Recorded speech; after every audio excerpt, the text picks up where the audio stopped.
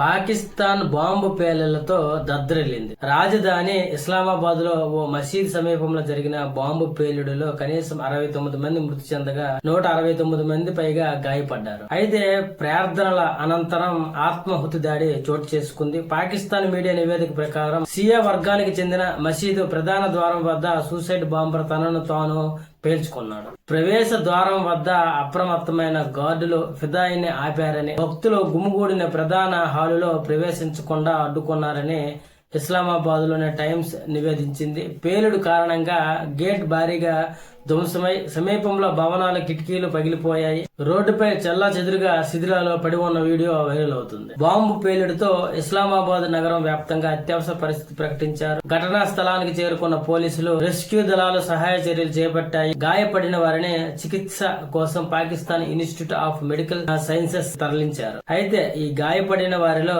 పలువురి పరిస్థితి విషమంగా ఉండటంతో మృతుల సంఖ్య పెరిగే అవకాశం కూడా ఉంది. అయితే ఈ ఆత్మాహుతి దాడికి పాకిస్తాన్ ప్రధానమంత్రి షహబాజ్ షరీఫ్ స్పందిస్తూ తీవ్ర దిగ్భ్రాంతి వ్యక్తం చేశారు. ఈ దాడిని ఖండించారు ఆయన. అలాగే మృతుల కుటుంబాలకు తన ప్రగాఢ సానుభూతి తెలిపారు. ఆత్మాహుతి దాడిపై ఇప్పటి వరకు ఏ ఉగ్రవాద సంస్థ ప్రకటన చేయలేదు. అయితే మనము ఇంతకు ముందు వీడియోలో చెప్పుకున్నాం.